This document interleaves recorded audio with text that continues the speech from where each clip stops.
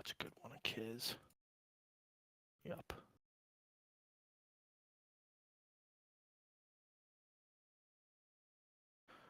Um, 24. Yep. We're live with episode 124 of the Ego Chall Podcast, discussing the last of our regular season LAN event. Event of the CDL 2024 season. Tweet.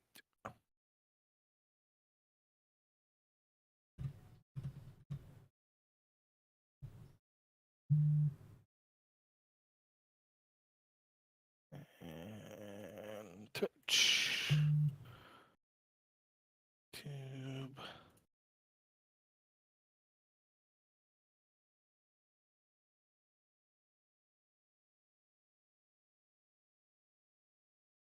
Testing 1, 2, 3.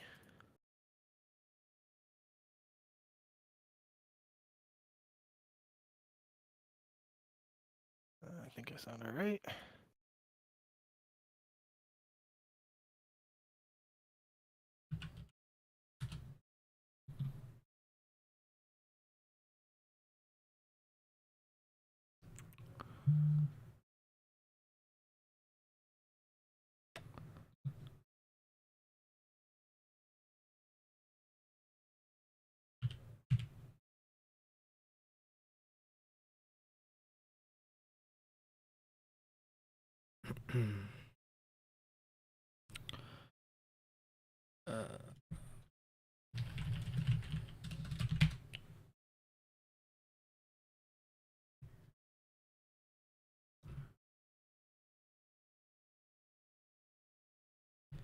I don't think the CDL tweeted the graphic again for the bracket. I didn't see one. So I got a screenshot in there. I was prepared this time. I think it was Major 2. They didn't post it or show the finalized bracket on the end of the stream, so I was pissed. But they showed it this time, so I got that at least. I don't know if anybody tweeted out what FaZe's record is in the grand finals. I know people are talking about it. I saw somebody say that FaZe have the same number of championships as OpTic since Vanguard. And I thought that was pretty funny. Might have been that Brian Stats guy. Grand finals. Tweeted, counting home series victories in 2020, Skies has won his last 7 grand finals. That's pretty impressive. But he's just Hydra's Valorant buddy. He's nothing more, right? I don't know. It wasn't him. If it was him, I'm not seeing the tweet. It's whatever. You ready to get started? Yeah. Hello and welcome to episode 124 of the Ego Chall Podcast. My name is Preston Byers, and as always, I'm joined by my co-host, Justin Binkowski. And on today's episode, we're talking the end of the CDL regular season. Major 4 has come and gone, and we now know who is the 4th major champion, and we have a 4th major champion, fittingly. And we have a lot to talk about as the champs field has become clear. We know which 8 teams are going to COD champs this year and which 4 teams are not. But before we get to any of that, how are you doing, Bink? I'm doing all right. Like you said, last regular season LAN event of the year was pretty big one. Obviously, we broke it all down over the last couple of weeks, but just the way the CDL point standings had shaken out over the course of the season, there was a lot on the line at this final event. A lot of interesting storylines and some cool stuff played out that has got us where we are today. So can't wait to break it all down with you. Yeah, so let's just quickly talk about where we are with champs now, and then we can get into the finer details of the actual tournament. But like you mentioned, we had 7 teams essentially fighting for 4 spots. Technically 8, but the Boston Breach had to have everything break right for them in order to make champs. So we had 7 teams from 5 to 11 who had very legitimate chances to get into champs. And obviously there could only be 4. We already had the top 4 secure their spots heading in. And the 4 teams that end up getting those spots are Seattle, LAG, LAT, and Miami. Those will be the 5 through 8. Just like overall thoughts on those 4 teams in particular getting in over Vegas, Carolina, Minnesota, and obviously Boston. Yeah, I think the one that probably stands out the most, and we'll probably be talking about them a good amount today, is LAG. Had a really strong performance this weekend in particular, but on LAN in particular too for this entire season, and that really, um,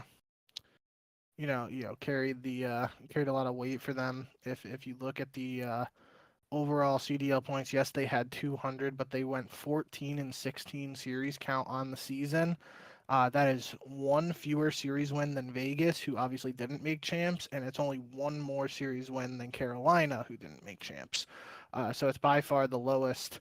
I guess not by far, but Seattle had 16 series wins, and LAT and Miami were at 17. So LAG at 14 had the fewest series wins to make champs, but that is a testament to their performances on LAN all season, and that was a big talking point coming into the 2024 year of the CDL was the increased points on LAN as opposed to just the flat 10 points for a win, whether the match was online or on LAN. And obviously that played a big role in LAG's success. Even with the old format, this performance this weekend might have been enough to carry them to a champs qualifying spot. I'm not sure, obviously, but certainly the different format there with the point differential between LAN and online played a role in helping them get to where they are, and just their performance overall as a team on LAN throughout this year. So I think that was probably the most surprising, not only their performance at this event as a whole, but or this event in particular, but just as a whole overall, they were probably the most surprising team to make champs out of those 4. Miami kind of, they had that stretch at the beginning of the season where they looked good, then they hit a really rough patch in the middle there, didn't play well on LAN. They get Real into the lineup. It doesn't instantly click, but they are eventually now able to make some stuff happen, and they're definitely a tough team to beat when he's firing all cylinders. So glad to see it work out for Miami in their first season officially as the Miami Heretics. LAT's kind of been one of those teams, and I guess you can Seattle's different just because they've had a very turbulent year with rosters and performances and whatnot, but LAT's kind of just been this team. Like, yeah, they've also had some up and down performances, but they've been somewhat consistent online and just didn't really translate to LAN all the time. But they had enough talent and wins and probably the online. If I had to look, I would wager they had 17. I would probably, I remember they went 5-2 in one stage. I can't remember I think they went 4-3 in this last one. So that's at least 9 wins online. So over half of their wins were online this year. But they got the job done, and they have a shot to compete with the big one at the end of the year now, and that's really all that counts, especially as we've been breaking down this top 4 all year. It just seemed like the goal for those teams not in the top 4 was to try and grab one of the other 4 spots at champs, and these squads are the ones who did it. Yeah, a lot of interesting things about these teams, and obviously we'll get into them as we go along. But the thing that jumped out, obviously, like you, was LAG, and they finished the regular season with the most map losses of any team in the entire league. They had 91 map losses, which was 1 more than Minnesota. Obviously, Boston they kind of tailed off at the end. They started just losing 3 in a row, and they did actually have a little bit of success earlier in the season. But I just thought it was interesting. They went 57-91 in map count, which is worse than Vegas, worse than Carolina. It's just better than Minnesota. So it really does. It is a testament to the fact that LAG, they were Lanimals this year. They turned up when it mattered. The LAN points were so much more valuable than the online points, and they really made it work. And they tied for 5th in the end, and I think they'll be the 6th seed in champs. But let's talk about the very top of Major 4, and the team that ends up for the second straight year closing out the regular season with a championship, the New York Subliners, a team that we have criticized, I would say, for quite a bit of the season for underperforming and for not being up to the standard that we expected of them. Of course, the Subliners, they won 2 majors last year and the CDL Championship. They're the defending world champions, and they did not show that for most of this season. We saw flashes of greatness, I would say. They had a really strong Major 1 qualifiers, and then they go to Major 1 and get 6-0'd. So that was, kind of the first thing, but they've been up and down for most of this season. And even in this event, I think that's a good way to look at them, because they did not, come out from the very start and say, oh, we're a dominant team. No, they get 3-0'd by Atlanta FaZe in the first round. So they get immediately knocked down to losers bracket and have to fight all the way through the lower bracket. Fortunately, they play, they're farming a little bit. They got to play Minnesota first round, and they play Vegas. But they really, they earned this win. The only top 4 team that they didn't play was OpTic, and we'll get to them, but they couldn't have played OpTic. But they beat LAT, they beat Vegas, they beat Minnesota. They end up sweeping Toronto. They sweep LAG, who to that point had a very, very good major. And then they avenge that loss from earlier in the tournament to FaZe. They win 4-2. Overall thoughts, obviously, because this was something that I did not expect, of course. And I had just offhandedly mentioned, wouldn't it be neat or something to that effect, that, we've had the top 3 teams that we thought were the top 3 teams win the first 3 majors. We had Toronto win Major 1, FaZe win Major 2, and then OpTic win Major 3. Wouldn't it be neat if New York could win Major 4 and really solidify that we had a clear top 4 this entire season?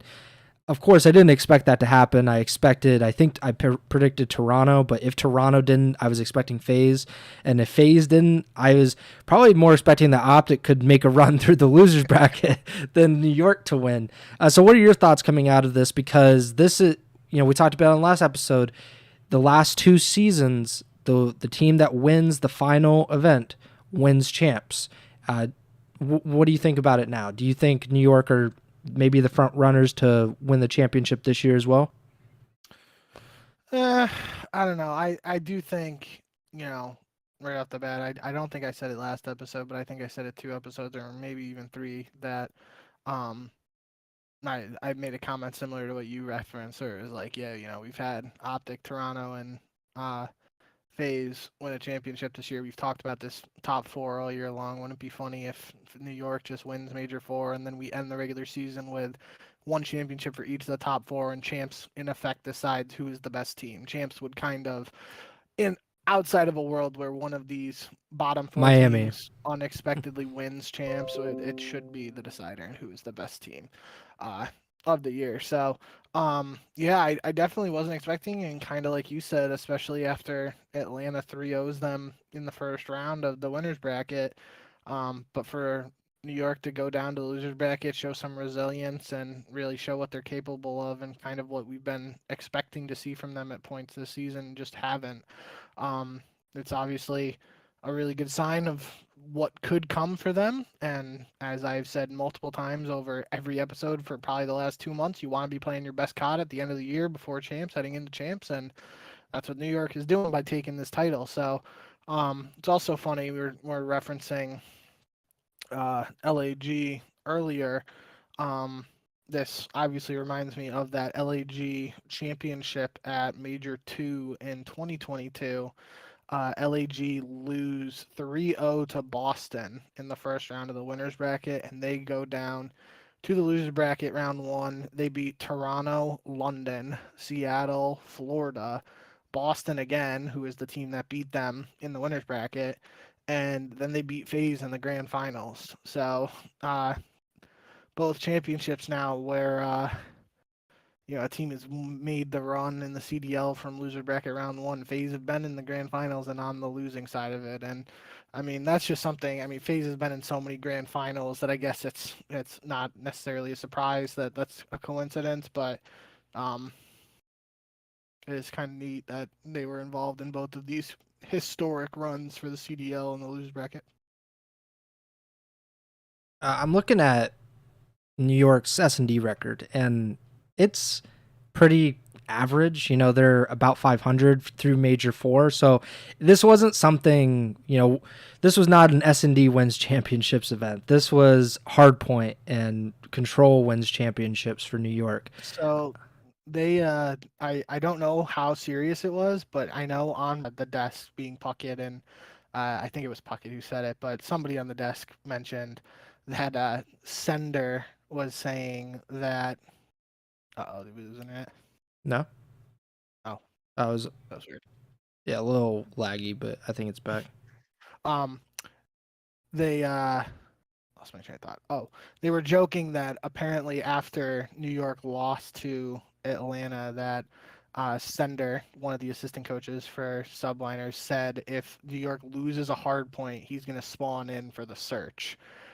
For those who aren't long-time Call of Duty esports fans, Sender was definitely, if you had to pick a mode, he would probably be best in. It was not respawn, it was search and destroy. So it wouldn't be the worst situation if he actually did sub himself into search with, like you said, them having an average record in search at best. But I'm pretty sure it was Puckett who was joking, and then like they didn't lose a hard point after that, or maybe they only lost a handful or less than a handful. So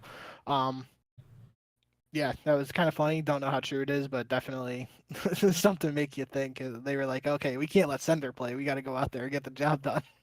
I don't think, aside obviously from getting 3-0'd by FaZe, they did not lose a hard point the rest of the tournament.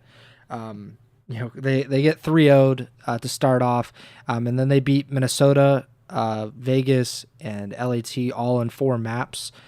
But again, S&D was kind of like, dragging them down a little bit. I think they went 1-2 in those 3 series. Of course, they didn't lose the S&D to Toronto or LAG. They 3-0'd them. And then the grand finals, it's they win both of the hard points, and they lose the first search and destroy and the first control of the series. And it doesn't go to a final search and destroy in that series, which would have been very, very interesting to see if FaZe could have pulled it out in a game mode that overall for this season, FaZe has been very strong in, and New York obviously struggled in this weekend. So, obviously it didn't hold them back from a championship. It does, if you have a concern about New York heading in, they have all the momentum. Let's be honest. Like, I think there's a reason that LAT did it 2 years ago, that New York did it a year ago.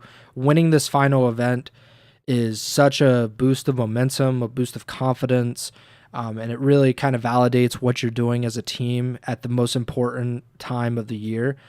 I think there's a reason that those teams have went on to win championships, but if you do have a concern, or you are a little bit skeptical of New York's chances when it gets to champs, it would be search and destroy, and that if FaZe figures out, one more control map, one more hardpoint map, we're really talking then. Like if New York can't go 500 in search at least, then it becomes an issue. And I think they went right about 500, maybe a little bit under that this weekend. But I just think it's incredible. Obviously, There was a little bit of debate after this event that who would be season MVP, because obviously we have 4 different major champions.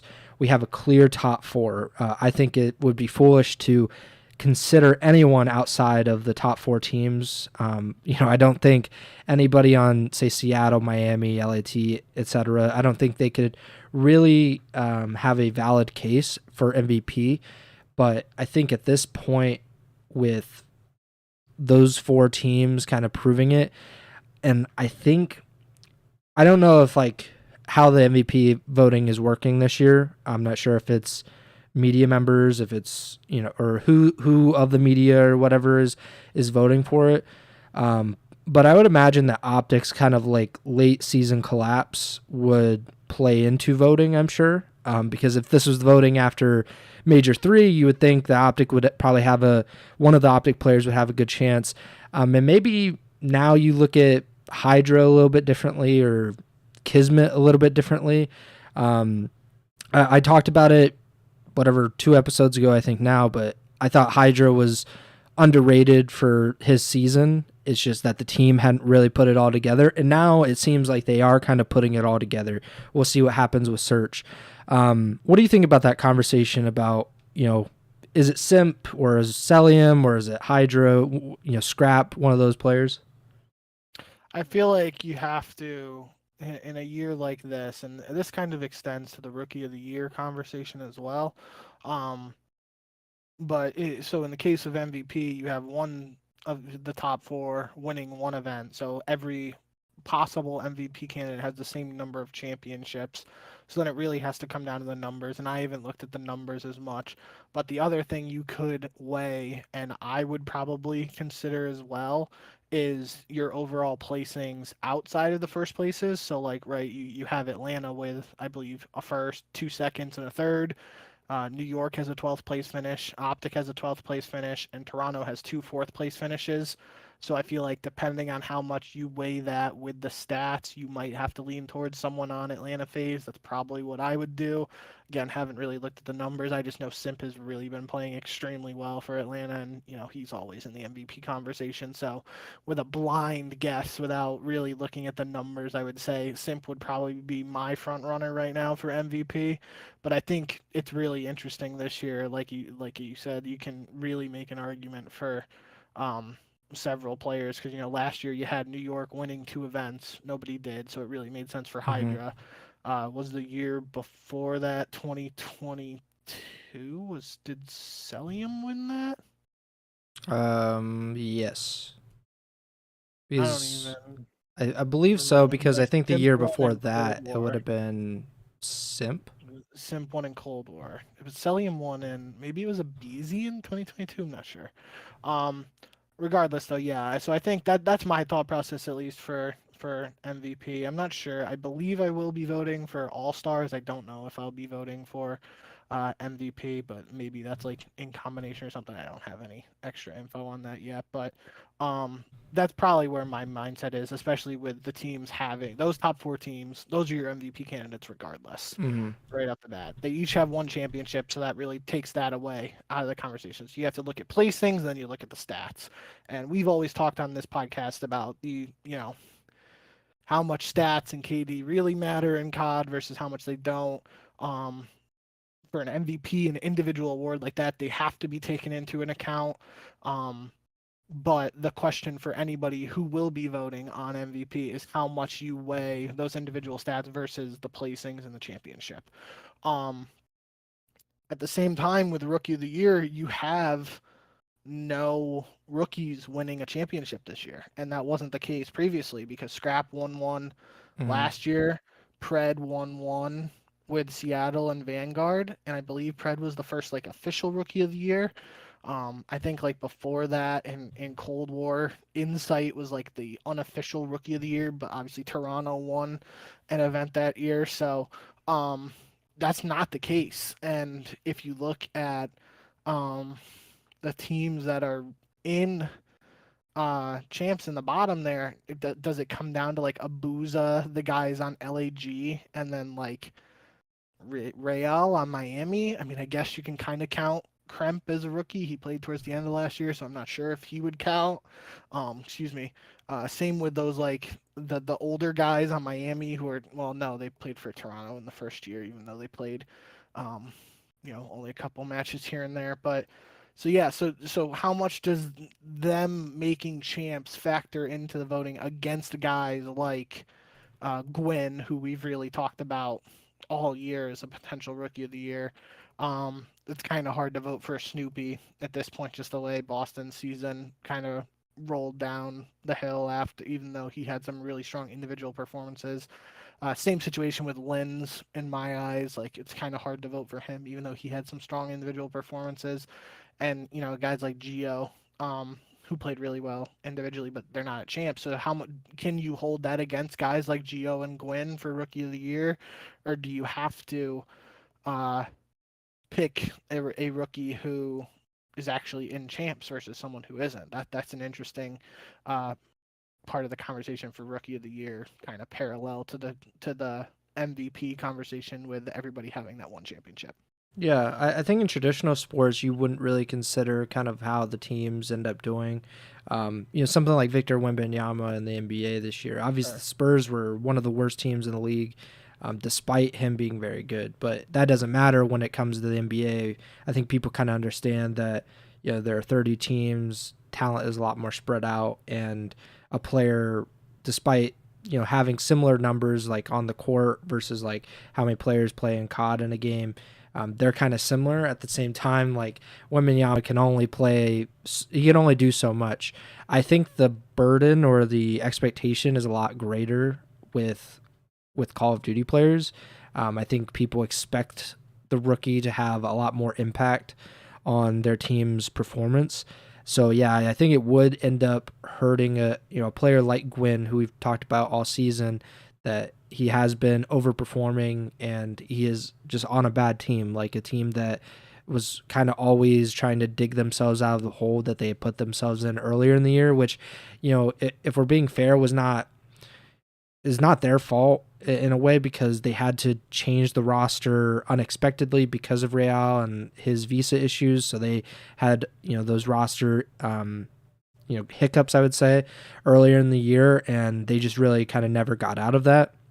And I thought it was funny that you brought up Rookie of the Year, and I had just saw this tweet before we went on, but Flames, who's on LAG, he said that Estrio should be Rookie of the Year, and it shouldn't even be a debate. And then Abuza quote tweeted, said, "I know it's your mate, but come on, bro."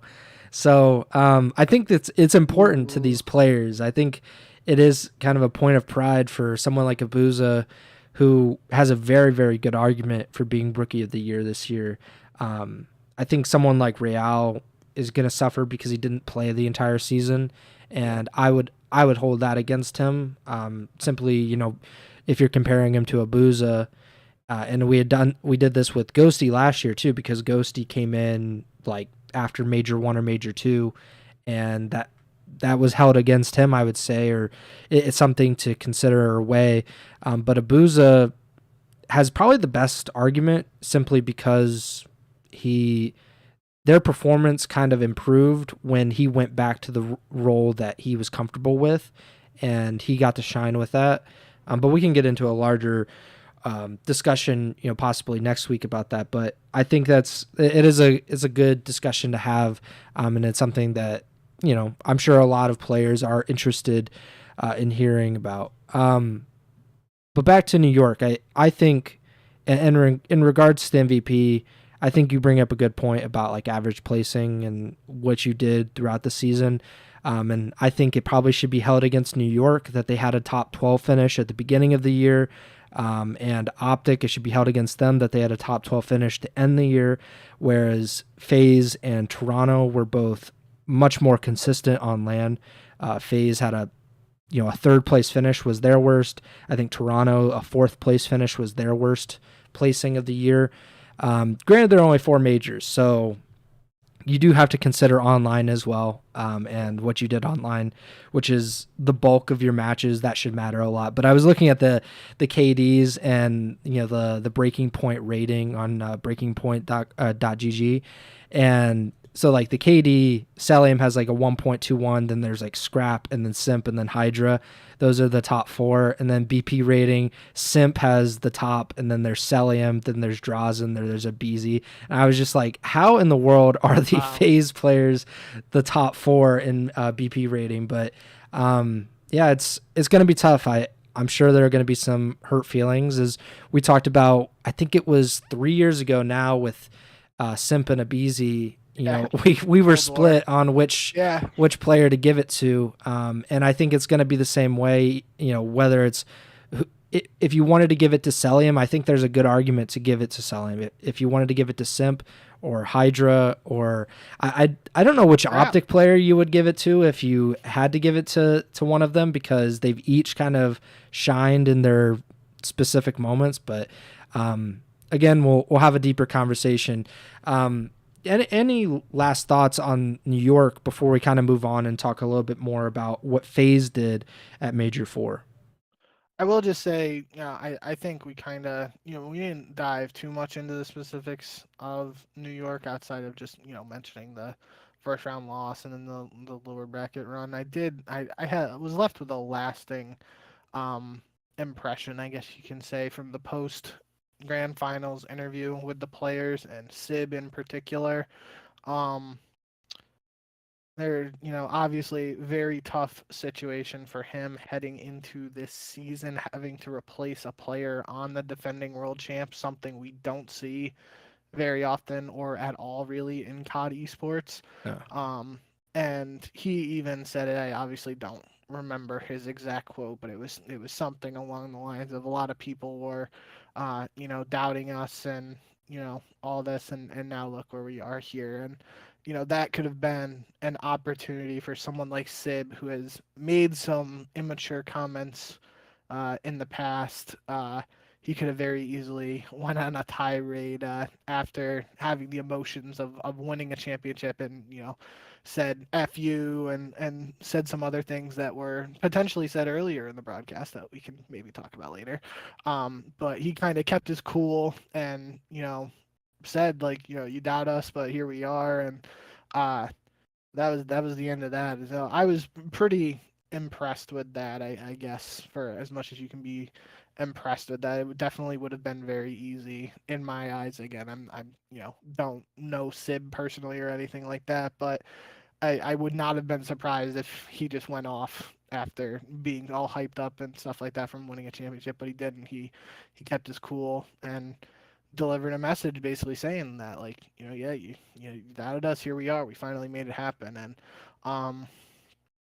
I guess in a roundabout way, you did kind of ask at the beginning here if New York are the favorites heading into champs. I don't really know if you can say that. I mean, history has to, give them some brownie points, for lack of a better term, and some sort of advantage, I guess. But at the end of the day, we were just kind of talking with that MVP talk that, FaZe have been the most consistent team this year.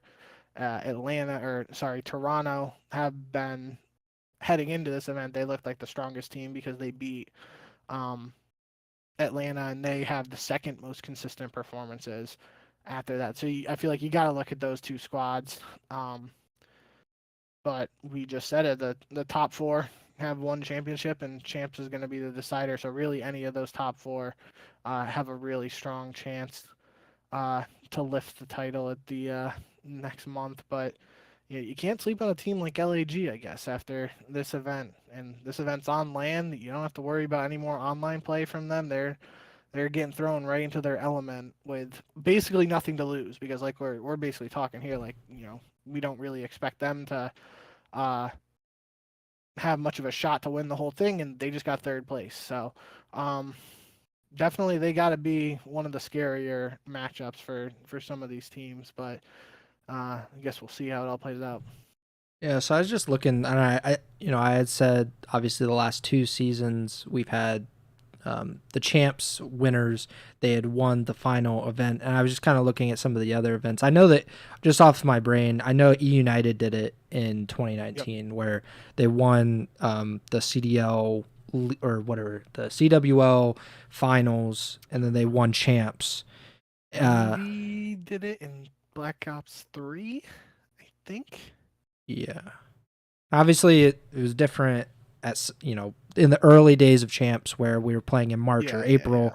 yeah. So like Freako Impact or whatever, it was Yeah. playing like MLG Dallas in early March, and then so it's a little bit different. But I was looking at some of the other CDL event winners, and so like in 2021, obviously FaZe had a dominant season, but they actually tanked that last That major. was that was the Nikki D event. Yeah, so they get top 8 at that major, and Minnesota has their miracle, and they win major 5, and then I think they laid an egg. Or so they finished 4th, so not necessarily an egg, but they did not capitalize. Obviously, FaZe had an incredible run that year, and I wouldn't count 2020. Toronto won the last home series, which was their home series. So that's good for them, I guess. But only 8 teams were at that. But yeah, I think if we looked at it, history probably does indicate that it matters a lot who wins the last event.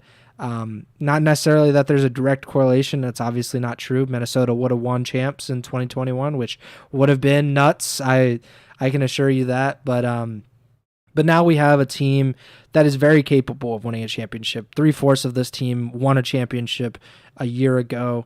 Sib is a championship caliber player. And the only thing I will say is about Sib and how you commended him for what he said after this event. I will withhold judgment or comment until after champs, because if they win champs, I think he might change his tune a little bit simply because there's still work to be done here. And I think it is wise not to talk a bunch of crap before you go to champs where you have 2 weeks to go, and you don't want to give anybody any kind of fuel or bulletin board material. And I just looked at the champs bracket. I saw it earlier, but it reminded me that we have Subliners versus Surge round 1. So that is going to be an extra spicy winners first round matchup. So New York, congratulations to them. We will talk more when we do like a full champs preview about them and their chances and whatnot. Let's talk about FaZe a little bit, because this was a team that you predicted to win the major, as 95% of majors in Ego Chall Podcast history.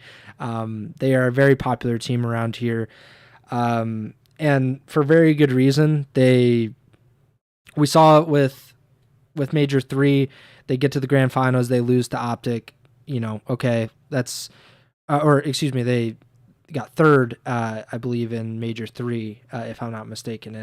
And FaZe is obviously just a very strong team. They finished atop the regular season as we expected them to, and do you have any concern? I was trying to look it up before we actually started the podcast, and I could not find it, but there was conversation, obviously, after they lost the grand finals to New York, that this team does not kind of like fulfill their potential, maybe, so to speak. I'm not sure how to exactly phrase it, but they come up short a lot of times in these grand finals on Championship Sunday.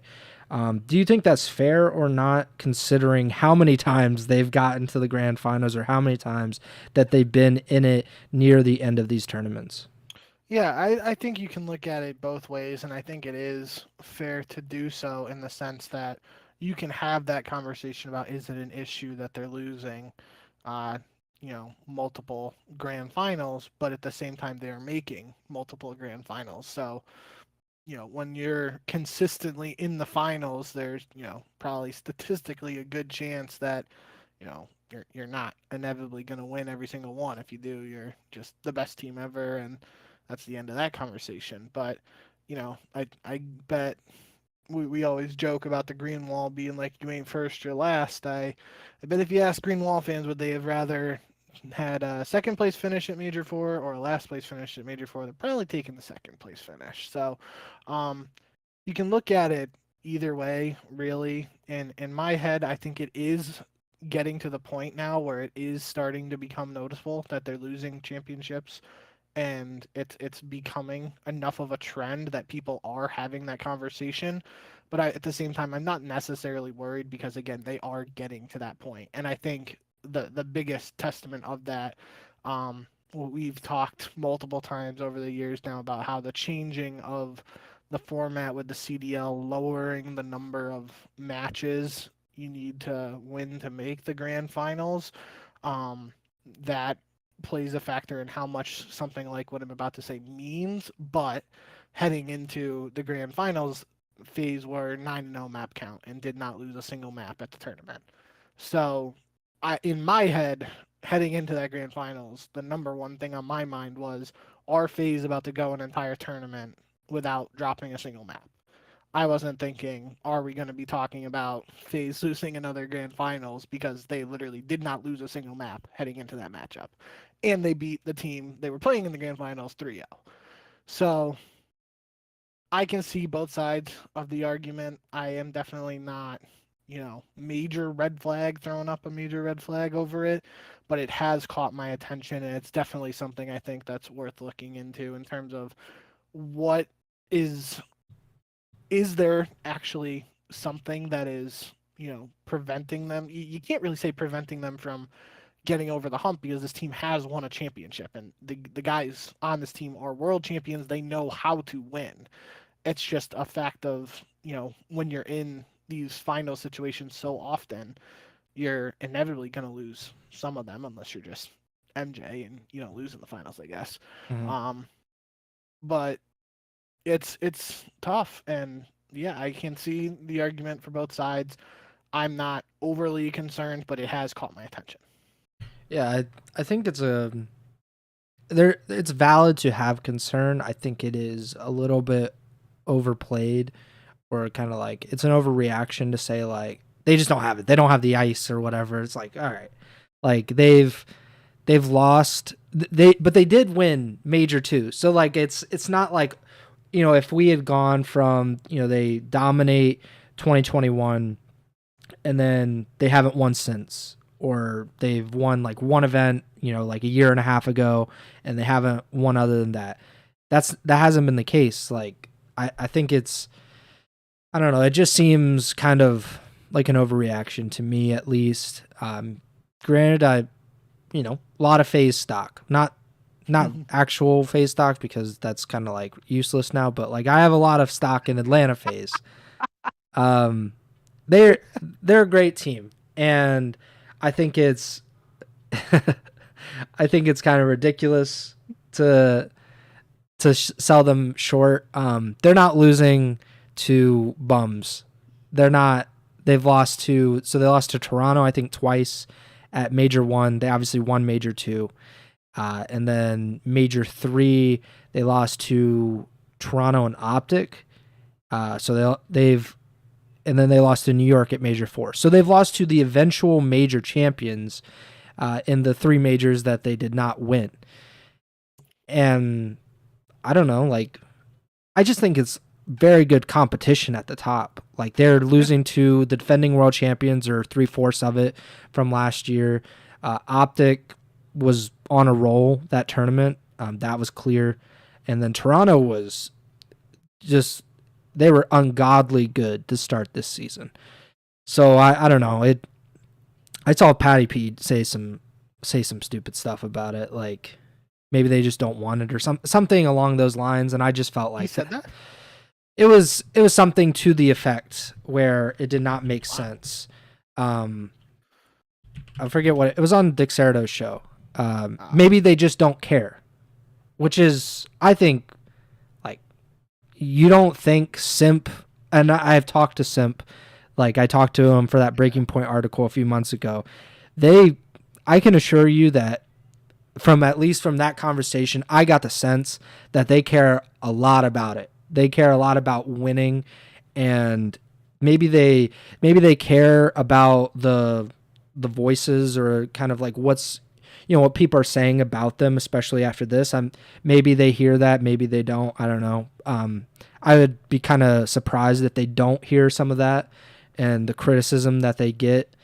But I when you were talking about, kind of them getting blamed for getting far into tournaments and then losing, like I love to compare to traditional sports, but I feel like that's a lot about LeBron. Like, obviously he had a run where he was his team was in the finals every year, and more times than not his team would lose, and he got criticized for that. And you deserve criticism if you lose. You didn't play perfectly, you didn't play well enough to win.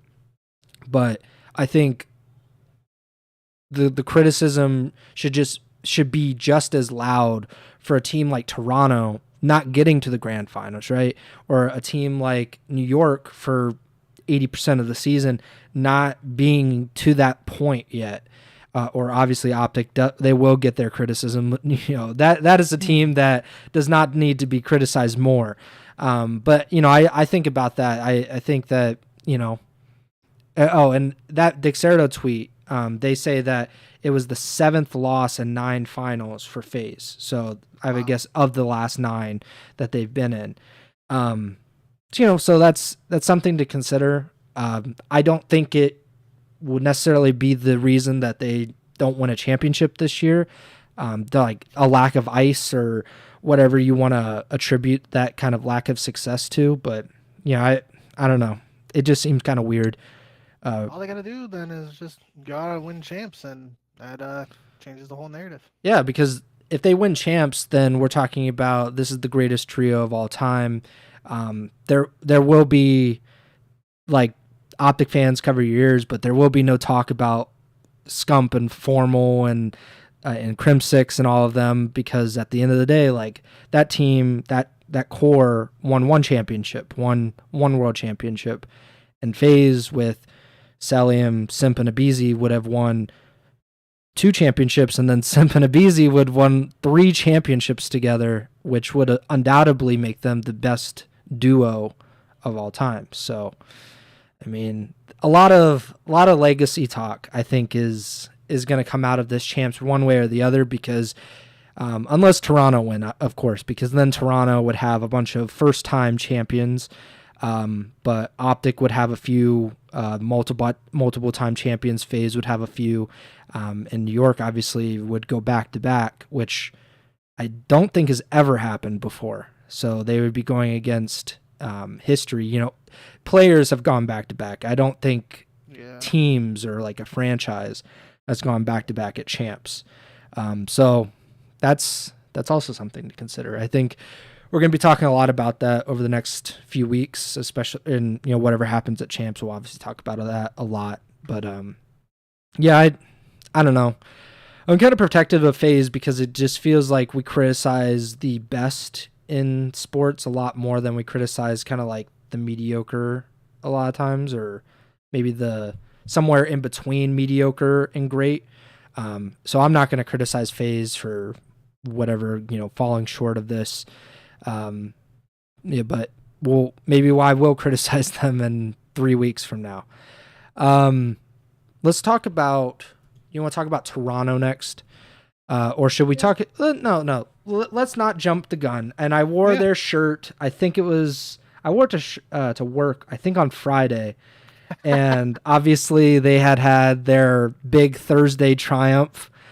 So I was kind of feeling good. I was sporting my Los Angeles Gorillas apparel. I am one of probably 4.5 people on the face of the earth to own this apparel.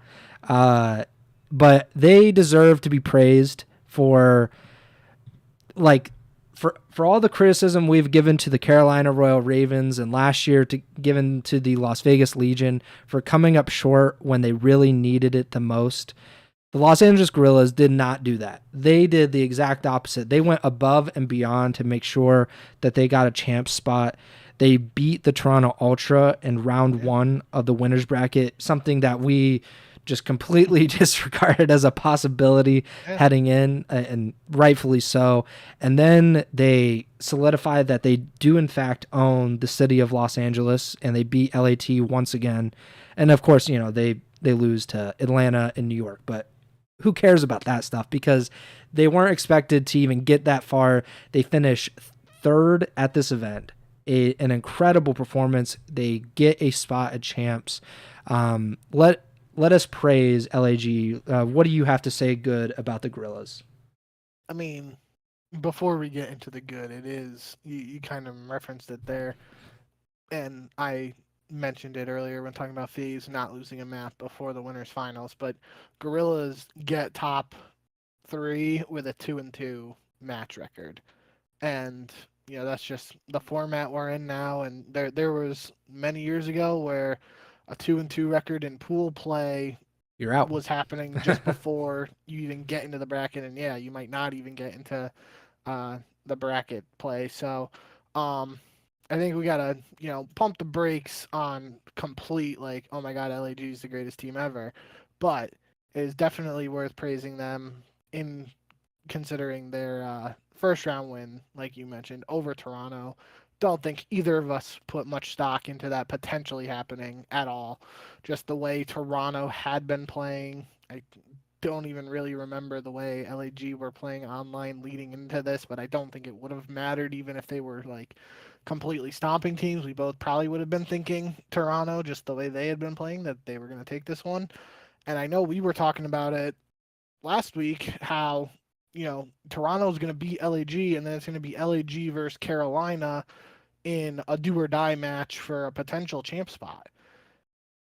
So there was a world in our heads where potentially LAG gets top 12 and they end up getting top 3. So really strong performance out of LAG, especially to, like we mentioned, with the way the format and the points work, getting a huge upset like that in the first round of the winners bracket not only gets you some important points, but gives you an extra lifeline there to, be a little bit deeper in the losers bracket if you do eventually lose. But they do. They get the luck of the draw in terms of that. We mentioned just the way the bracket looked at Toronto. It seemed like they were going to have an easy path to the winners finals because they were going to get to beat LAG and then face the winner of Miami LAT, who we thought Toronto was better than both of those teams. But then I guess you just get to flip LAG's name in there, and they were able to once again win the Battle of LA. I think it was 3-8 or 3-9. LAT's record was when they won either online during Major 4 qualifiers or at Major 3. I can't remember, but now it's something like a 3-9, 3-10 record for LAT. So obviously the reverse for LAG. Just absolutely dominant record against the other LA franchise for LAG, when you probably can look at their record against every other team and it's not even close to as good. So,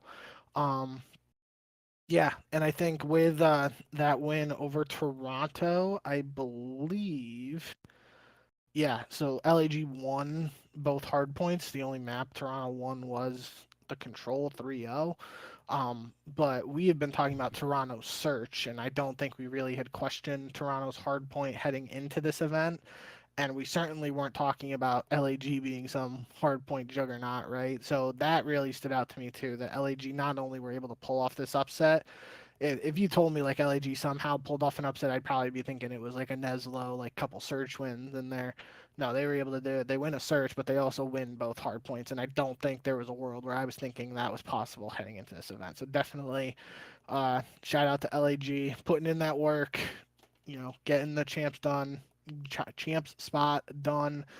And really, you circle back to the beginning of the year on all the criticism around this roster, the coaching staff, the way the roster was assembled heading into the year. It's definitely not been the easiest season for them, especially those online struggles. But on LAN, at least 3 of the LANs this year, they really showed up and were able to prove some people wrong. So just shout out to the LAG camp when a lot of things were, a lot of people and a lot of thoughts were going against them. They were able to make some magic happen at this event. It was really cool to see.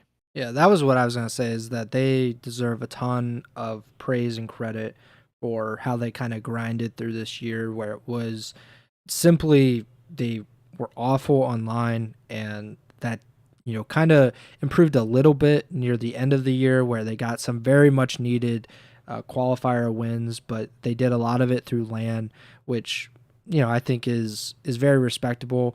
And VOs, who got slandered beyond belief before the season, their head coach, for the roster moves that he was making behind the scenes and whatnot, congrats to him. Obviously, that's got to be validation for what they did as a franchise to kind of, I would say, scrap together a roster.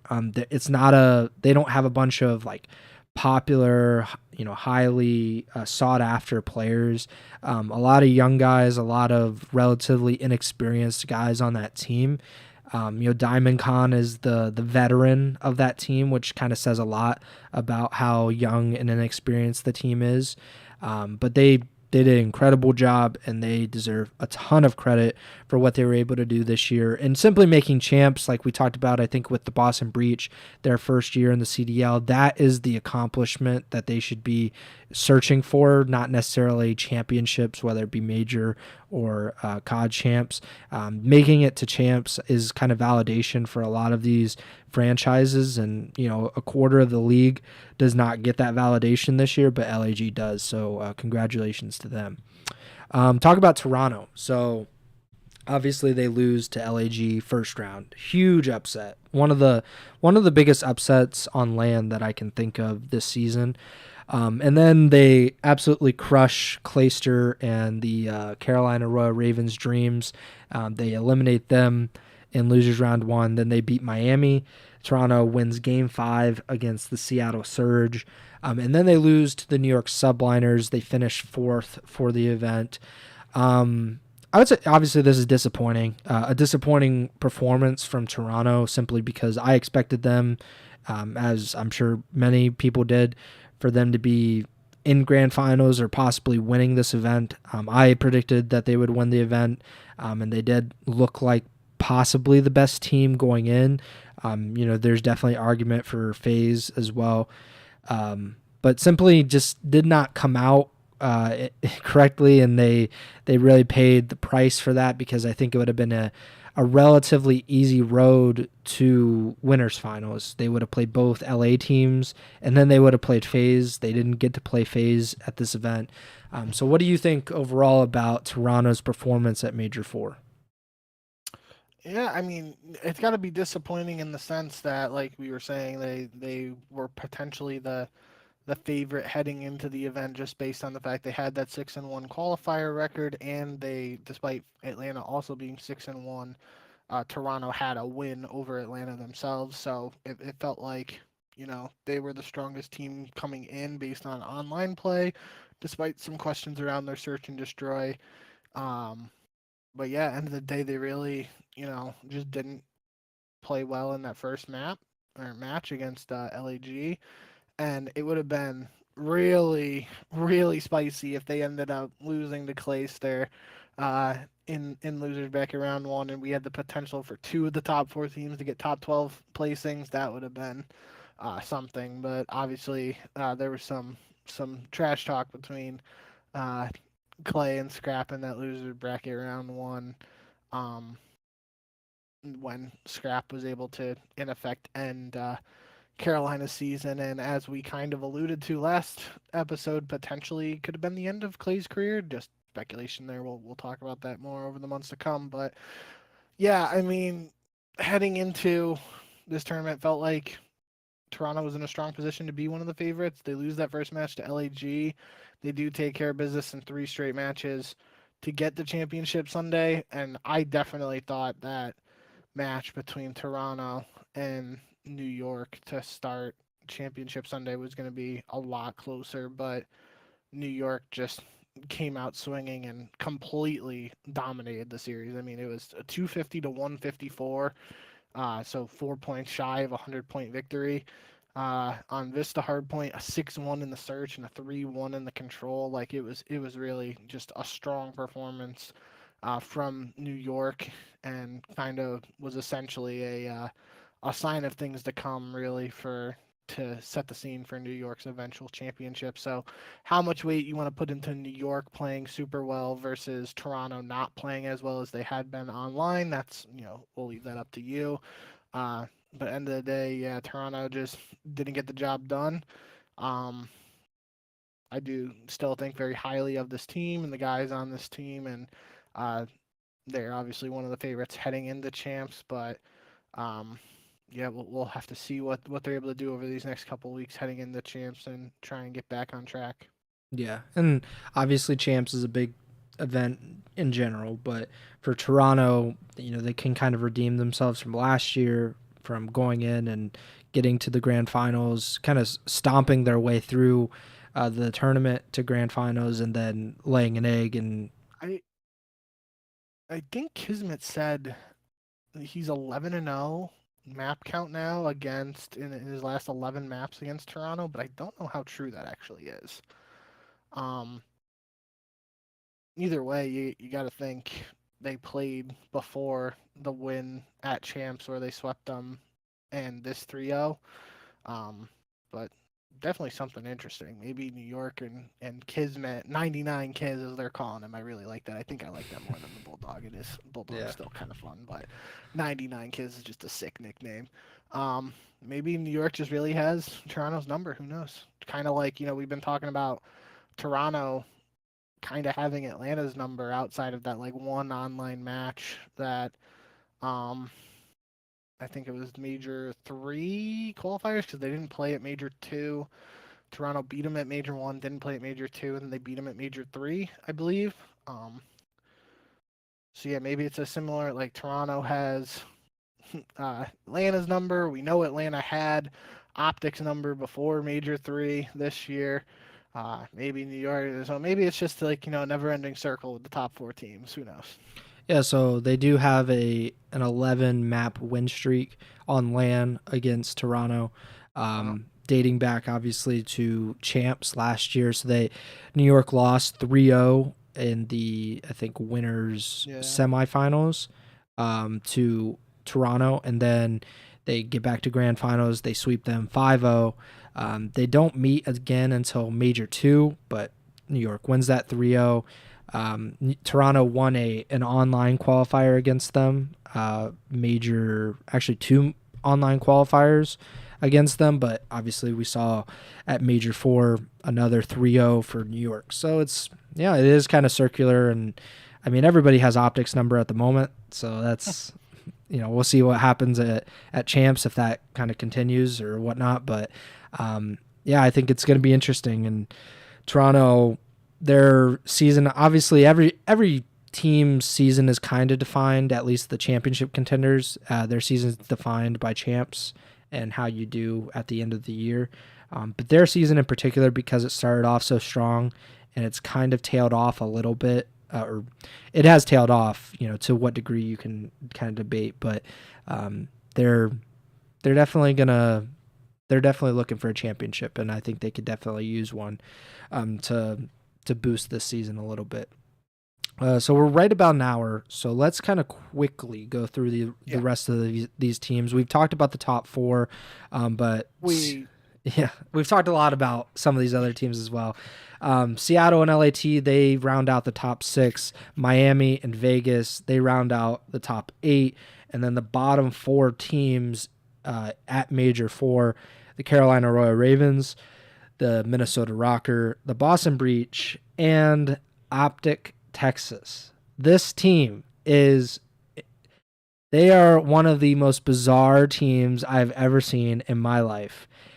It is one thing for the Boston Breach to lose game 5s because they stink. They are not a good team this year, regardless of what, I thought they were better than losing game 5s or whatever. I thought they could win a match here or there, but at the end of the day, they were always going to be like a fringe playoff team. Like they were never anything even close to a championship contender. OpTic Texas, on the other hand, won Major 3, has consistently been among the top 3 teams in the league all season long. And now they have lost so many game 5s in a row. They finished dead last, well, tied for last, but they ended up finishing with the worst seed in the Major 4 qualifiers. And they have lost, I believe, 6 of their last 7 matches have been game 5 losses. They have lost their last 7 matches total. So what's the deal with OpTic? Well, I think we should talk about them before we kind of get out of here. Yeah, that was the one. I feel like we have to talk about them. I'll speed run through some of those other teams after we get done here. The one thing I don't think you said when you were just running through some of the streaks is they've now lost 12 straight search and destroys. And we kind of joked about it last episode where Patty P was like making the comparison to his Evil Geniuses team that won champs in MW or World War II, sorry, where they went on a similar S&D losing streak and then eventually won the championship. We were kind of like joking about, oh yeah, maybe OpTic's was doing that and now they're gonna win champs. No, now if you weren't concerned about this OpTic team before and you were kind of, I mean, I feel like I have been pretty, you know, even tempered in terms of just my thought process and analysis of OpTic in terms of like kind of started out was like, yeah, okay, maybe they're testing some maps out in these online qualifiers. And then it reached a point where it was like, yeah, you can't say that anymore because now they're losing to teams that they should beat regardless of what the maps they're playing. Now we get to a LAN here when they literally just won the last LAN and they lose to Miami by losing two search and destroys. Just feels like that's just it can't be happening for this team and what especially the expectations they set for themselves after winning a championship for this collapse to come in after that fact is really baffling to me. I still don't have a really strong answer for why this could be happening. Like obviously you can look at those stats you mentioned and say like, yeah, they've lost 12 searches in a row, but like what has changed within the team to cause this drastic, like it's they were never the best S&D team, but to go from a team that could at least win a couple searches enough to win a championship to losing 12 straight searches, I really don't have a good answer for what exactly is the cause of that. And it's gonna be depending on how they place at champs. There's gonna be a really interesting conversation around this OpTic team because just a few less than 2 months ago, you're probably, especially if you're a Green Wall fan, you're probably thinking, "Oh, sweet, we got a LAN championship now. This new team that we just made this year, it's firing on all cylinders. Is this the OpTic team for the next couple of years? We're gonna lock these guys up on contract. Like they are a bad placing of champs away from potentially going through another rebuild. And then there's many questions there, like who do we need to change on the team? Like what potential roster changes can you make? There's, I mean, they can obviously end that conversation by placing much better at champs or winning champs.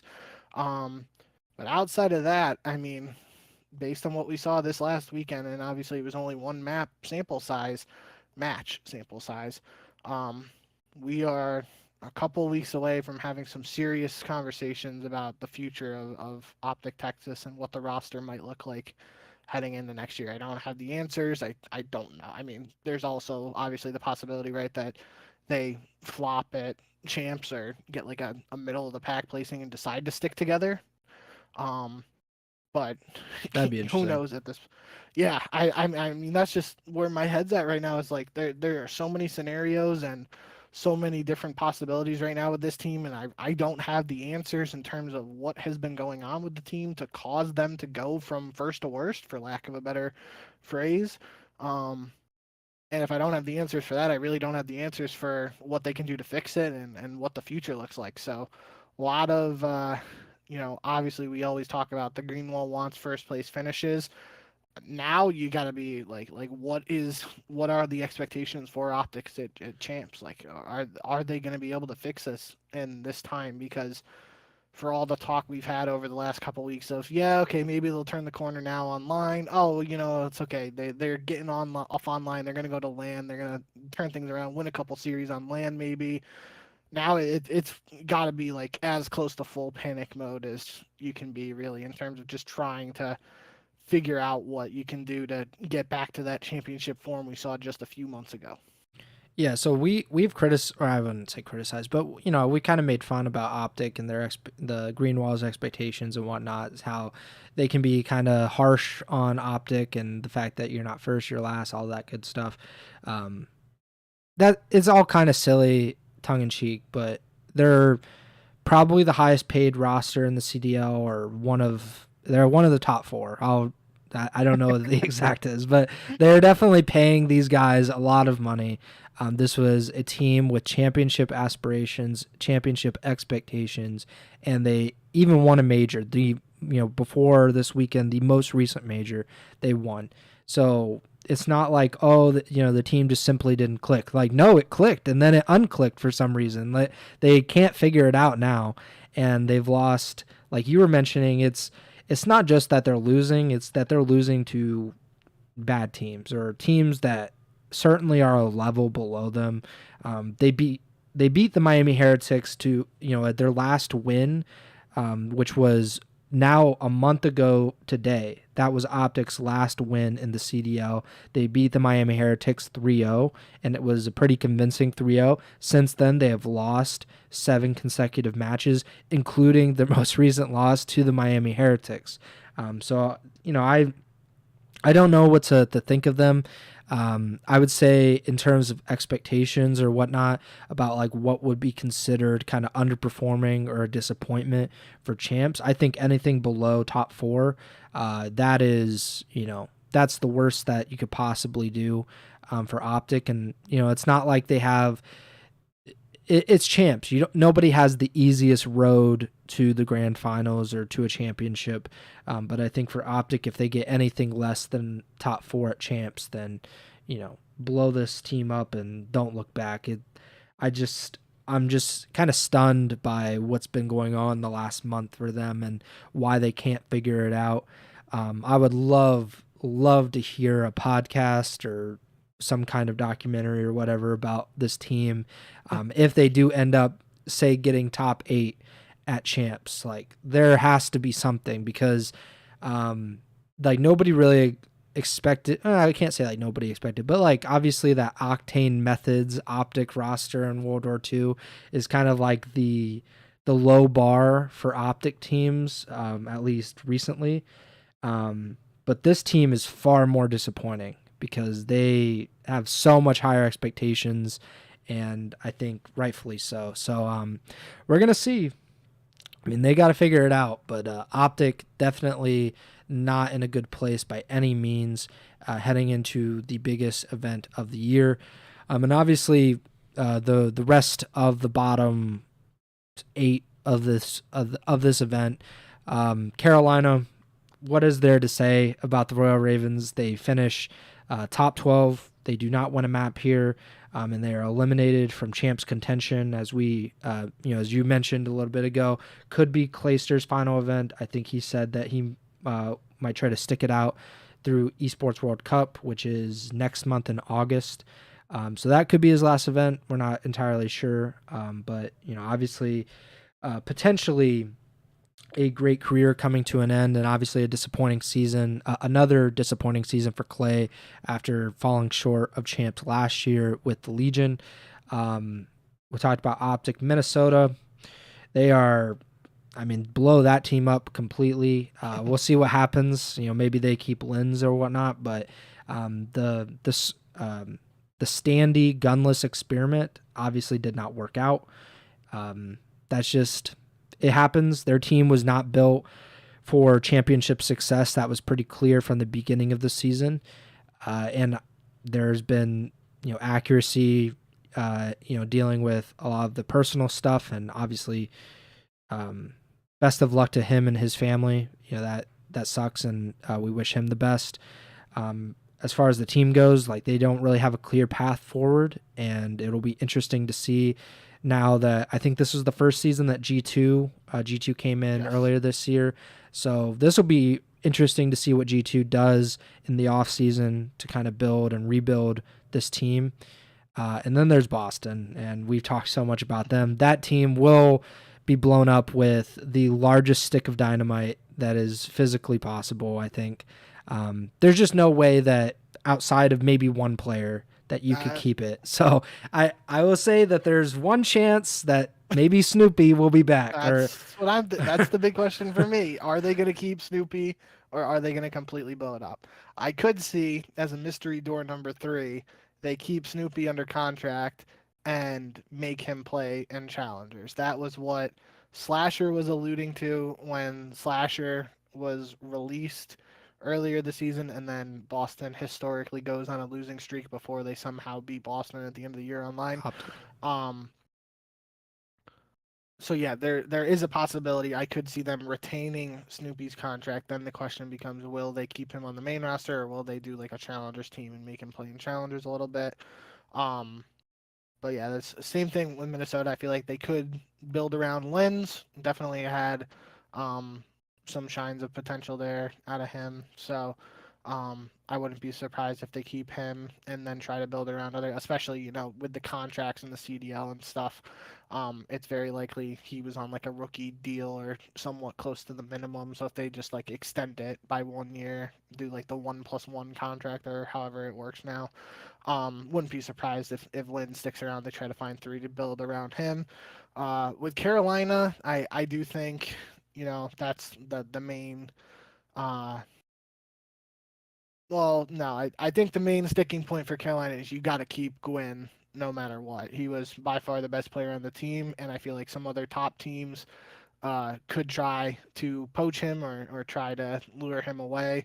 If you're Carolina and you're serious about trying to turn things around, I feel like you have to keep Gwynn at a minimum and then go from there. But outside of the Gwynn conversation, I do think that all eyes in the Carolina camp are on Clay, whether he will compete another season next year as well. Interesting tidbit on Vegas, which we haven't talked too much about them. They were in a situation at this event where, you know, they were starting in the winners bracket and they had the potential to make some things happen and control their own destiny, as we said before. But they lose the Surge in the first round. They get a win over Boston, but then they play that red hot. I guess they weren't technically red hot at the time, but they play Subliners and lose to the eventual champions. So, not technically the worst way to go out, but when it ends your season, it stings a little. It doesn't sting any less. Interesting note on Vegas, though, I thought I saw from Easy Mac, former FaZe analyst, at its_EasyMac on Twitter. He said, with how Razor roster mania goes, I know it won't happen, but Vegas should stick together. Team is young and showed real growth at the end of the year. A full preseason together, another year of experience, and they'll easily be a top 16. There are almost never teams outside the top 3-4 that you say that about after failing to qualify for champs, but they are all legit very good players outside of the top 4 teams and some stars on top 8. I think this is a great core for Black Ops 6. That would certainly be interesting if considering how much we've talked about the Vegas/Paris franchise and their willingness to spend money or lack thereof. Um, if they have some of these young guys on cheap-ish or close to the minimum contracts, do they keep these guys around and try to run it back? Definitely an interesting conversation to be had around there. I feel like Nero really turned up at this event. And towards the end of the year, and we've kind of had that conversation about him since his Boston days. Like, he just has such explosive potential. It's hitting that form of consistency, and then he's going to turn into a true star potentially in my eyes. But I really like Gio, and Johnny had some flashes too, and you know what you're getting out of Attach. So interesting conversation to be had there around Vegas. Definitely showed some signs of potential towards the end of the year, but just wasn't able to manifest it into a champs uh, qualifier. And while I was on Easy Mac's page looking for that tweet that I saw, I do want to just circle this back to our earlier conversation on FaZe and worrying about them and whatnot. He posted an interesting tweet here. With FaZe and Cold War, they had a 34-7 series record, 123-53 in map count. And that is probably, in many people's eyes, FaZe and Cold War is considered one of the best teams, if not the best team of the CDL era.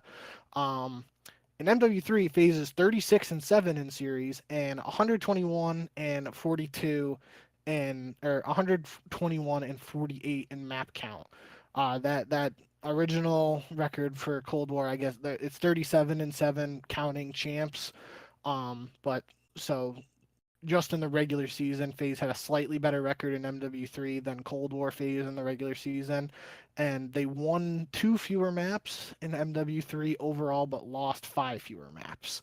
So that is interesting considering, like I just said, that several pundits do consider Cold War FaZe to be one of, if not the best teams of the CDL era. And this MW3 FaZe team potentially has some better stats in terms of series and map counts. So, um, something to keep in mind there. Shout out Easy Max for all the stats and everything he does. Yeah.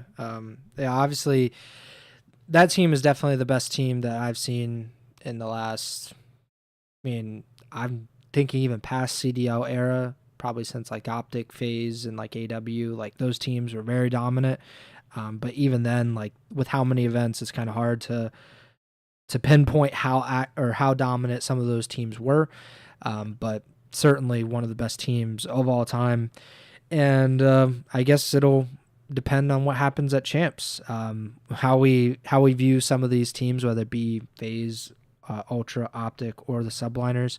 But yeah, we have a lot to talk about over the next few weeks. I'm sure we'll get into it obviously more when we do our major, or not our major preview, our champs preview in 2 weeks from now. So I'm really excited about champs. I think it's gearing up because if one of those teams, Ultra, OpTic, or FaZe, if one of those teams had won Major Four, that team would be undoubtedly the team to beat. We would look at them. Okay, they won 2 of the 4 majors. They are the favorites to win champs. Now we have a complete split across the board. You have a reason to believe that New York is the best team. You have a reason to believe FaZe is the best team. You have the reason to believe the Ultra could be the best team. You don't really have a reason to believe that OpTic is the best team at the moment, but they have maybe the most talented roster. And if they figure 1 or 2 things out, I think they could be the best team. But that makes it all the more intriguing as we get to champs. But one last thing, and this is not necessarily this major related, but let's talk just briefly and mention that Cloud9 is returning to Call of Duty after, I believe, 7 years away, if I'm not mistaken.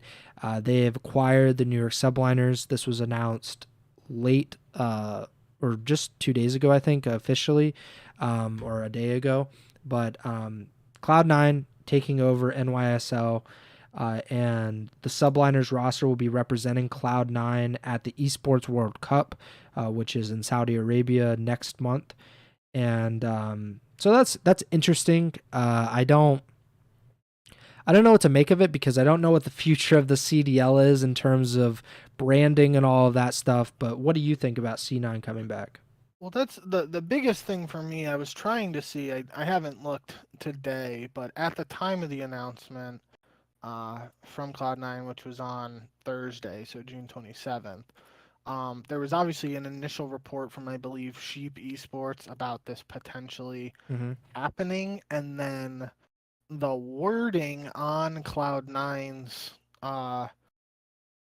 tweet is just Subliners joining Cloud9. Yeah. There's no like official press release that I saw before this, and that's just my biggest question is what is the nature of this like joining slash partnership slash agreement, whatever it is. Mm-hmm. Is C9 just the owner of NYSL now? Like, or are they just partnering for representation at the World Cup? Like we don't really know, and like you said, without knowing technically what the future holds for the CDL in terms of brands and all that stuff, it is interesting. But at the end of the day, C9 is one of the biggest orgs in esports, especially in League of Legends and across multiple other esports as well.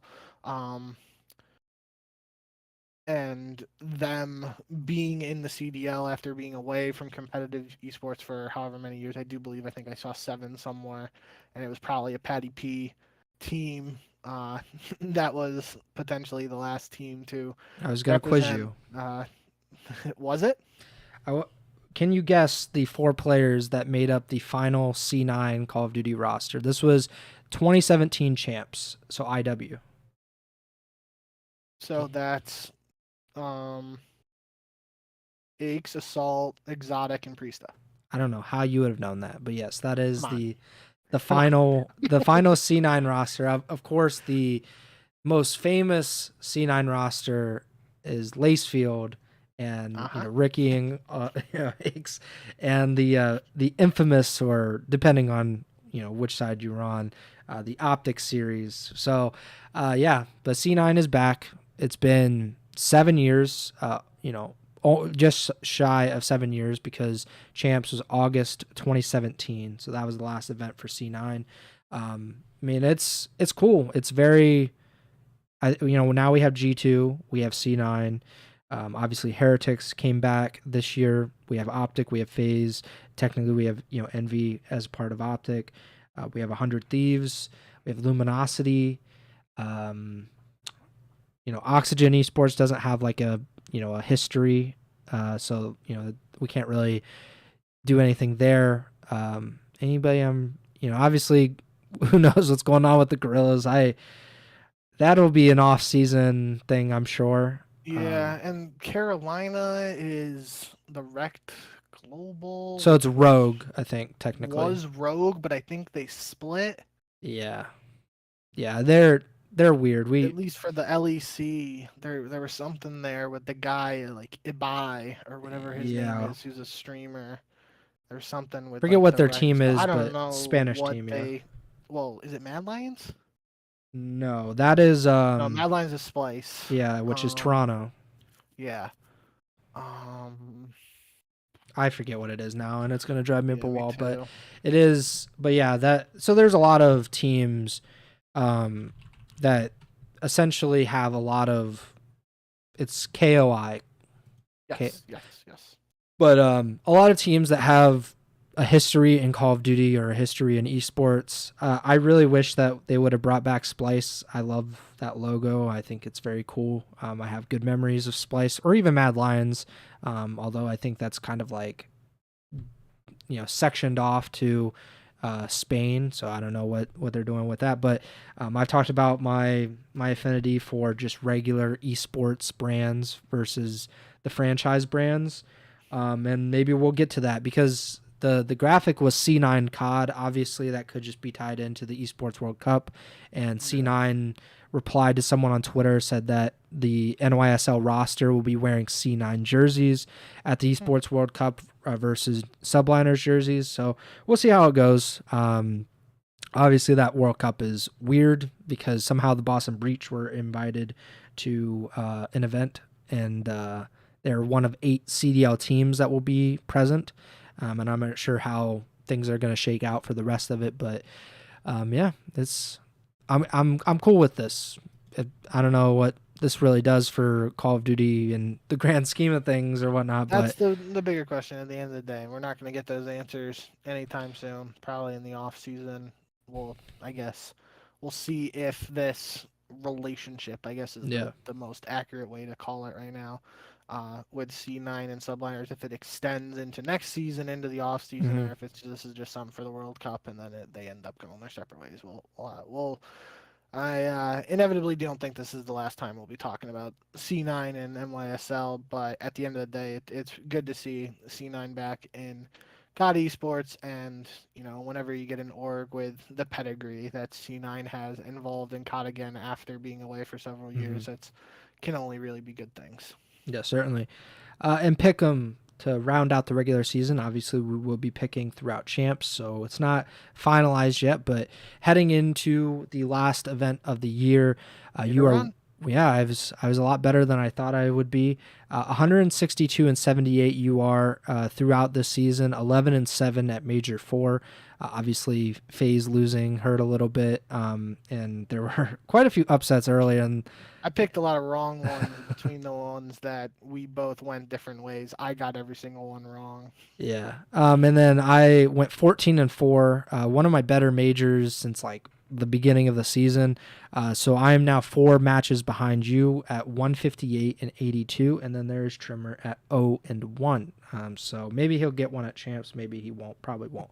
But we are done with the regular season. The regular season is completely behind us, and now we're moving forward. We have 2 weeks until champs, or 2.5 weeks or something like that. I believe it starts on July 18th, if I'm not mistaken. So we have, a few episodes before then. I would like, hopefully, to do something next week.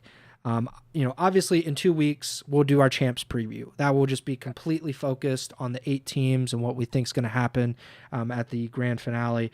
But next week, I would hope that we could do something in regards to doing our voting ballots or something, maybe pick who we think the MVP is. We did talk a little bit about it, Rookie of the Year, All-Stars, like we did last year. We talked about the All-Stars, All-Star teams.